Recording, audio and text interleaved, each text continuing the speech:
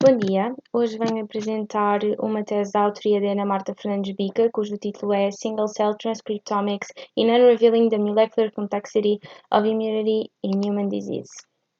Esta tese foca em dois grandes grupos de tecidos, um deles é o tecido cerebral e é essencial a estimação da abundância dos tipos celulares do sistema nervoso, o que pode ser importante para compreender doenças neurológicas, como o Parkinson e o Alzheimer, e as diferenças em relação à idade. O segundo grande grupo são as células imunes infiltradas em tumores, nomeadamente da mama, e neste aspecto é urgente caracterizar as células mieloides anticancerígenas do microambiente tumoral e compreender a sua formação e a regulação, assim como as suas alterações em relação à idade, compreendendo as suas consequências. Assim, em relação ao tecido cerebral, temos como objetivos obter uma Gene Expression Signature dos tipos celulares cerebrais e revelar como a abundância relativa dos neurónios e da glia no cérebro se correlacionam com a idade e com a saúde neurológica. Já em relação aos tecidos de cancro da mama, temos como objetivos avaliar a diversidade celular e a molecular signature nos TAMs, que são os macrófagos infiltrados em tumores, e compreender como a diversidade e funcionalidade intratumoral dos diferentes tipos de células imunes está associada com a idade e com o prognóstico. Para obter os seguintes resultados, todas as sequências utilizadas foram retiradas de bases de dados de single-cell RNA-seq, foram sujeitas a processos de normalização por métodos de redução como o PCA e o TSNE e foram sujeitas também a clustering.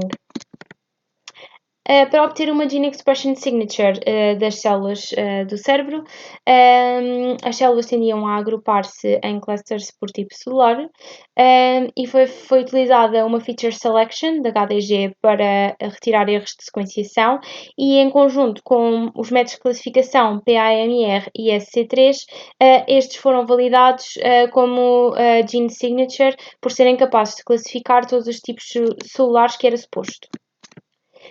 Posteriormente, fazendo uma relação entre os neurónios e a glia e a idade e a saúde neurológica, foi feita uma Cell Type Deconvolution para as células saudáveis, células de cérebros com Alzheimer e células de cérebros com Parkinson. Nos cérebros saudáveis, os neurónios estavam em maior quantidade no cerebelo, os astrócitos não variavam muito a sua quantidade e os oligodendrócitos e a microglia estavam em maior quantidade na espinal medula. Havia também uma correlação negativa entre as proporções e a idade.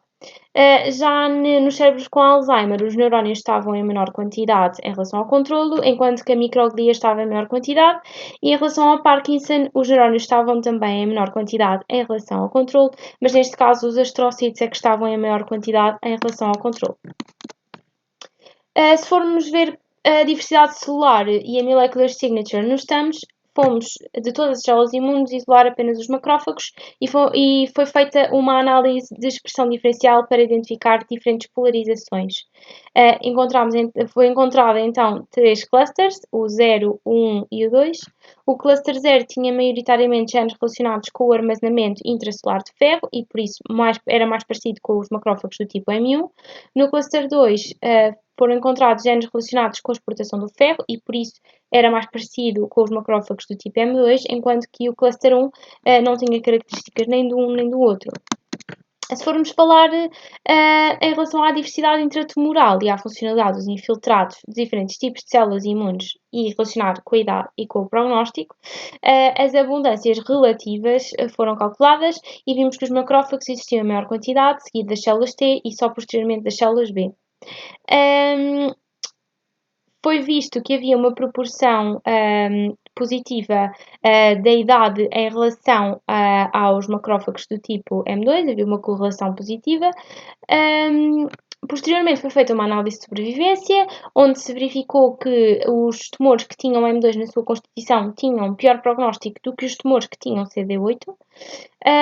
E para confirmar isto, foi feita uma análise às mudanças de expressão em grupos de genes biologicamente relacionados, onde vimos que os tumores com maior quantidade de M2 tinham um hallmark principal relacionado com a metastização, enquanto que os tumores que tinham maior quantidade de CD8+, tinham uma hallmark relacionada com a resposta imune desfavorável ao tumor. Assim,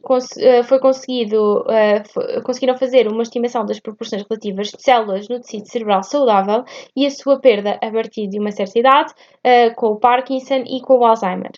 Foi feita também uma estimação das abundâncias relativas de células imunes e dos tipos celulares em tumores, assim como a sua expressão génica e a relação com a idade.